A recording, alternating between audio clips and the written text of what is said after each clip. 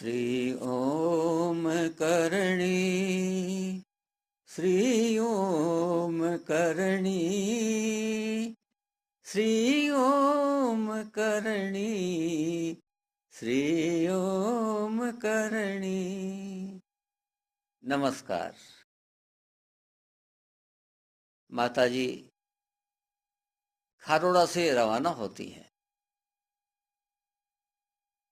धिनेरू तलाई के लिए। यह स्थान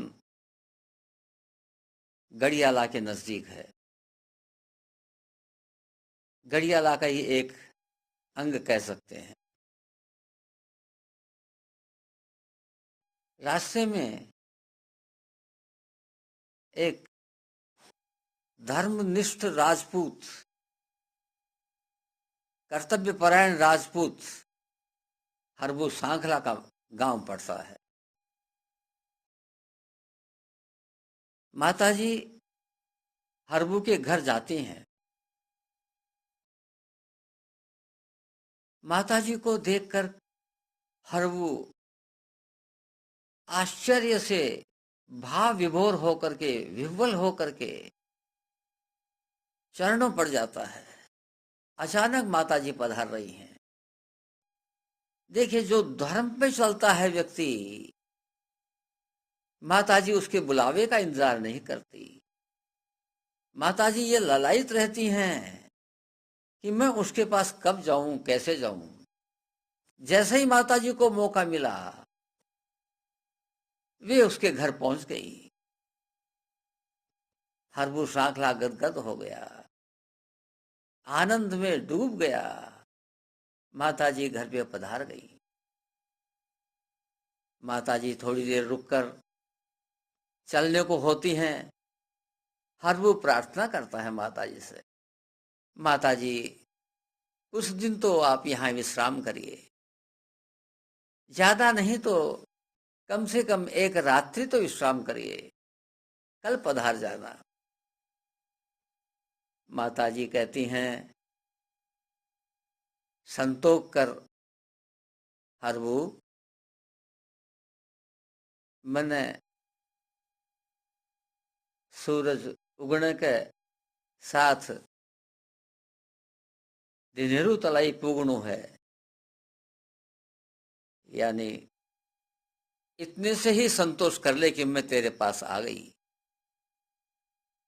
और प्रातःकाल मुझे धिनेरू तलाई पर पहुंचना है, इसलिए रुक नहीं सकती। माताजी रवाना हो जाती हैं। हरबू देखता रहता है। थोड़ी देर माताजी को पहुंचाने के लिए साथ आता है। माताजी हरबू को कहती है कि भाई हरबू, बहुत दूर हो गई, अब तू चला जा, लौट जा। हरबू कहता है कि थोड़ा और चलूं, थोड़ा और चलो। ऐसे ही उस जमाने के कई कोस हरबू माताजी के साथ साथ चला। फिर माताजी के बहुत आग्रह करने पर हरबू लौटा। ऐसा प्रेम था हरबू का, लेकिन वह प्रेम छिपा हुआ था, माताजी को देखते ही प्रकट हो गया। हरबू निहाल हो गया। माताजी सूर्योदय के समय धिनेरू तलाई के नजदीक पहुंचती हैं, लगभग 1-1.5 किलोमीटर के फासले पर। और अपना ये नश्वर शरीर छोड़ने का स्थान उसी को चुन लेती हैं। उनको पता था कि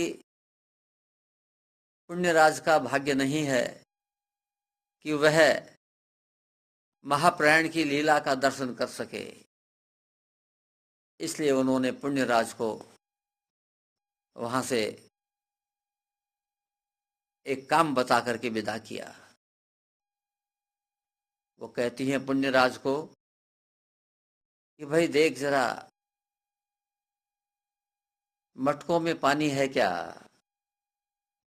रथ के नीचे मटके रहते हैं, एक ऐसा ही रथ का निर्माण किया हुआ होता है कि जहाँ मटके रखे जाएं। पुण्यराज आके कहता है कि माता जी, सब मटके खाली पड़े हैं, एक भी बूंद पानी नहीं है किसी मटके में। माता जी कहती हैं कि अच्छा, एक मटका ले जा। धिनेरू तलाई से मटका भर के लिया। पुण्यराज मटका ले जाता है, धिनेरू तलाई पर जाता है। पीछे से माता जी पद्मासन में ध्यान योग करती हुई विराजती हैं और सारंग बिश्नोई को कहती हैं कि मेरे पूजा की झाड़ी में देख, पानी है क्या। सारंग कहता है कि माता जी, कोई 2-3 बूंद पानी मुश्किल से होंगे। तो बोले ले आ। माता जी ध्यान योग मुद्रा में बैठ जाती हैं, कहती हैं, पहले ही कहती हैं कि अब इस पानी को मेरे सर पर डाल दे। सारंग पानी सर पे डालता है। वो 2 बूंद 3 बूंद जितनी भी थी वो पानी डालता है।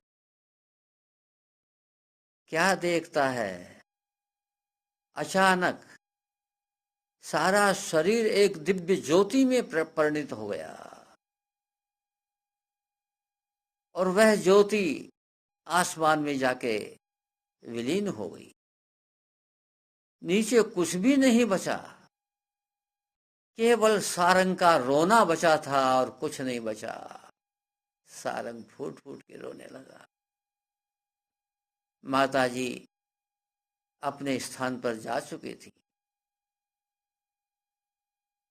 पुण्यराज पानी लेके आता है, सारंग को बुरी तरह से रोता हुआ देखता है, समझ जाता है कि माताजी ने लीला स्मरण कर ली। पुण्यराज भी रोने लगता है। आकाशवाणी होती है, भाई मेरा इतना ही समय था मृत्युलोक में, मेरा काम पूरा हो गया, अब तुम लोग विलाप मत करो, देशलोक लौट जाओ। यह दिन था चैत्र शुक्ला नवमी, विक्रम संवत 1595।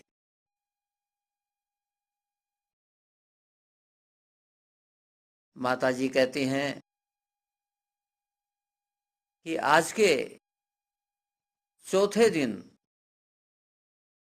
बन्ना सुथार मेरी मूर्ति लेकर गुम्हारे के सामने सोया हुआ मिलेगा।